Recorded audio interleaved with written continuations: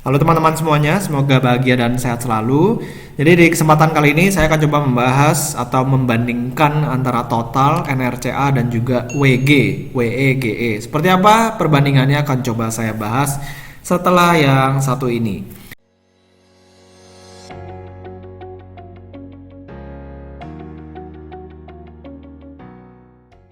Nah, jadi ini saya pakai Stockbit ya. Di Stockbit ini kita bisa membandingkan antara perusahaan-perusahaan. Kita tinggal pilih aja kode simbolnya seperti apa. Di sini kita bisa lihat ada total, ada NRCA dan juga ada WG. Jadi ini kontraktor-kontraktor. Kalau total dan NRCA ini merupakan kontraktor swasta ya. Sementara kalau WG kita bisa lihat bahwa perusahaan ini juga membangun gedung. Yang membangun gedung, jadi bisa kita compare ke total juga. Nah, jadi total ini memang lebih fokus kepada pembangunan gedung berkelas menengah ke atas atau lebih ke arah premium. Nah, kalau misalnya kita perhatikan dari gross profit marginnya, total ini memiliki margin yang cukup tinggi karena mereka bermain di segmen premium. Ya, dibandingkan dengan NRCA dan juga WG, total ini masih paling bagus ya. WG ini 6,42%, sementara total 12%. Jadi kalau boleh dikatakan ya 2 kali lipat ya marginnya yang didapatkan total dibandingkan dengan WG. Lalu kalau misalnya kita bandingkan dengan NRC ya, NRC ini 11,1%, tapi total masih lebih bagus sedikit. Ya, masih lebih bagus sedikit, jadi masih cukup oke. Lalu dari operating profit margin total masih bisa menjaga ya, jadi operating expense-nya masih cukup sama, dan WG di sini kita bisa lihat dia masih paling kecil dari operating profit margin-nya. Lalu di sini net profit margin-nya WG bisa lebih tinggi 8%. Jadi kemungkinan besar ini ada pendapatan lain-lain ya.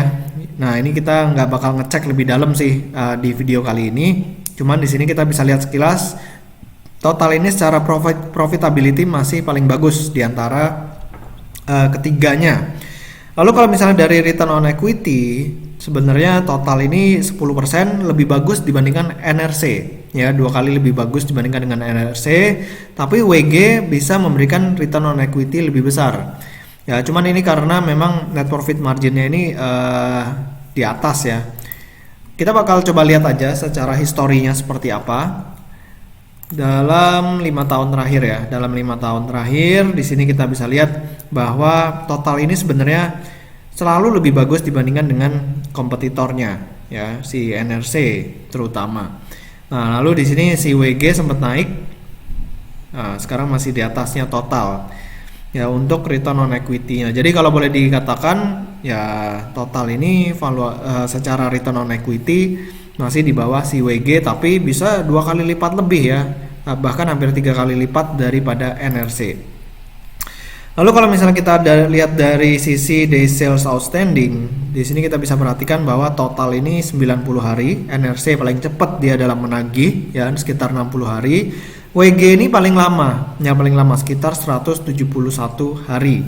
Lalu days payable outstanding, total ini bayar supplier ini paling cepat sekitar 26,6 hari aja. Jadi kurang dari 1 bulan mereka udah langsung bayar suppliernya mereka. Sementara NRC butuh sekitar 100 hari, WG lebih lama lagi sekitar 400 hari ya.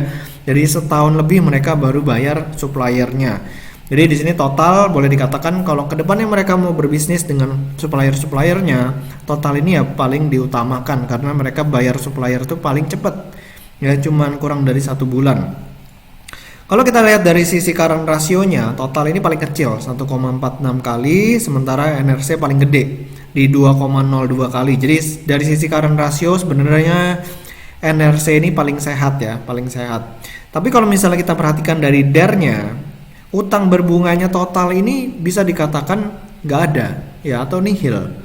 Nah, jadi kedua yang terjelek itu NRC, lalu yang paling kurang bagus ya itu WG ya dari sisi DER-nya. Jadi total ini punya potensi bangkrut yang paling kecil dibandingkan dengan NRC dan juga WG. Ya, lalu kalau misalnya kita lihat dari sisi valuasinya, dari sisi harganya, karena PE ratio-nya total secara TTM ya, kita bandingin semuanya secara TTM. Yang paling murah adalah WG, ya. Yang paling murah adalah WG, yang kedua paling murah adalah Total, dan yang ketiga adalah NRC. Ya, di sini kita bisa lihat secara PI seperti ini, dan kita akan membandingkan secara PBV. Ya, secara PBV NRC paling murah, ya 0,75 kali, sementara Total 1,16 dan WG 1,17. Nah, di sini yang jadi perhatian adalah Total dan WG ini PBV-nya mirip-mirip. Dan kalau misalnya kita bandingin dengan marginnya, tadi Total masih lebih bagus dibandingkan dengan WG. Sementara kalau outstandingnya juga Total lebih bagus, ya. Total lebih bagus. Secara neraca juga sebenarnya Total masih lebih sehat dibandingkan dengan WG, tapi harganya sama, ya kan, secara PBV-nya. Jadi harusnya antara WG-nya turun sedikit di bawah Total, atau Totalnya naik sedikit di atas WG. Ya, cuman ini balik lagi ke market, ya semuanya terserah market ya, mau dibawa naik dulu atau gimana.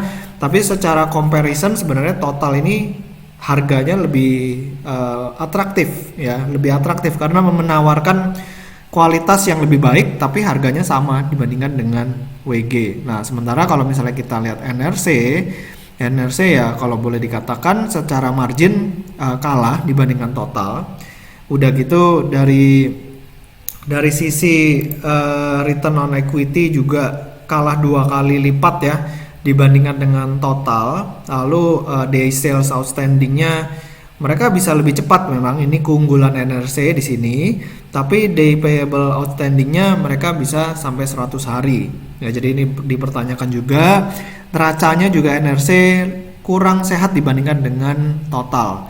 Jadi mungkin secara valuasi NRC juga dikatakan ya cukup murah ya karena PBV-nya di bawah 1 kali. Jadi masih ada potensi kenaikan juga buat si NRC. Cuman balik lagi mereka harus memperbaiki bottom line-nya. Apalagi NRC ini ada pendapatan dari hotel juga ya, dan itu mungkin mempengaruhi juga kinerja mereka di tengah pandemi seperti sekarang.